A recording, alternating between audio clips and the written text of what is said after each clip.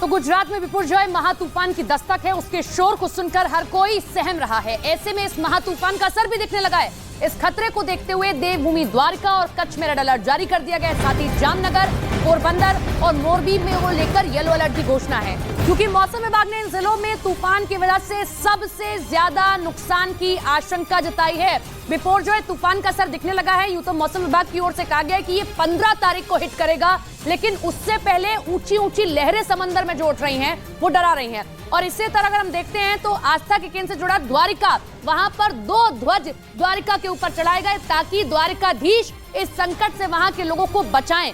ऐसे में हमारे सहयोगी ग्राउंड जीरो पर उतरे हुए हैं और ग्राउंड जीरो से आपको हकीकत दिखाएंगे आखिर कैसे एनडीआरएफ और एसडीआरएफ के जवान लगातार जो है मुस्तैद हैं और वहां से जो आम लोग हैं उनको निकालने का काम कर रहे हैं, जिसकी वजह से गुजरात के द्वारका और कच्छ में रेड अलर्ट जारी कर दिया गया है। वहां के तटीय इलाकों में तूफान विपर्जय का असर भी दिखना शुरू हो चुका है।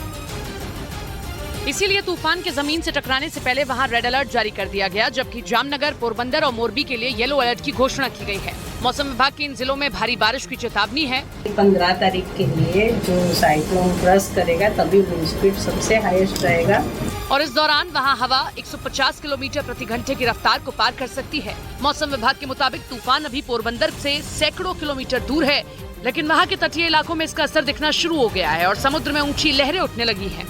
गुजरात के द्वारका में विपर्जय तूफान के पहुंचने से पहले ही तबाही जैसे हालात बन गए। द्वारका पर्यटक स्थल भी है, इसलिए वहां आम जनता के समंदर किनारे जाने पर बैन लगा दिया गया। यही नहीं, एहतियातन एनडीआरएफ की कई टीमें द्वारका में तैनात कर दी गई। मौसम विभाग के मुताबिक तूफान गुजरात की तरफ बढ़ रहा है और 15 जून को गुजरात के तटीय इलाकों से टकराएगा। लेकिन द्वारका में तूफान ने आने से पहले ही तबाही मचा दी और तेज हवाओं के साथ बारिश होने लगी। समुद्र में ऊंची ऊंची लहरें उठने लगी, जिसकी वजह से वहां तटों के किनारे न जाने के बोर्ड लगा दिए गए। बताया गया कि द्वारका के तटीय इलाकों में हवा की रफ्तार बढ़ गई, जिसकी वजह से समुद्र में करीब 20 फीट ऊंची लहरें उठने लगी। पर्यटक स्थल होने की वजह से द्वारका में लोगों के समंदर किनारे जाने पर रोक लगा दी गई। समुद्र है वो तूफानी दिख रहा है, उनका जो चक्रवात है उससे पहले कि ये समुद्र में जो करंट है वो ज्यादा दिख रहा है। मौसम विभाग ने अनुमान जताया कि द्वारका उन इलाकों में एक है जहां तूफान का सबसे ज्यादा असर होगा। ऐसे में यहां अलर्ट जारी कर दिया गया। तूफान से निपटने की तैयारियां तेज हो गई। वहीं इससे पहले तूफान विपर्जय के खतरे से बचने के लिए द्वारकाधीश मंदिर में 2 ध्वज लगा दिए गए।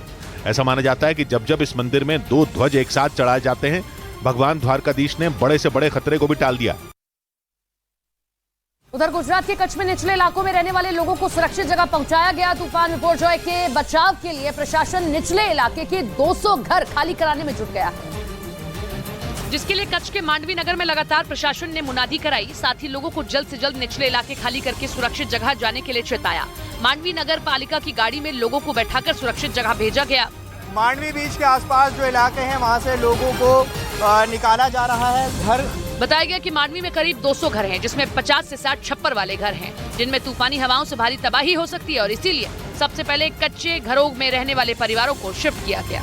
इस बीच तूफान विपर्जय के खतरे की वजह से पश्चिम रेलवे ने कई ट्रेनें रद्द कर दी। मौसम विभाग के मुताबिक तूफान 15 जून को गुजरात के कच्छ के तट से टकराएगा। जैसे जैसे तूफान तट के करीब पहुंचेगा, इसका असर बढ़ता जाएगा। यही वजह रही कि तूफान के टकराने से पहले ही गुजरात में इसका असर देखा गया और गुजरात के कई जिलों में तेज हवाओं के साथ बारिश होने लगी। तूफान का यह असर तब हुआ जब वो गुजरात के तट से सैकड़ों किलोमीटर दूर है।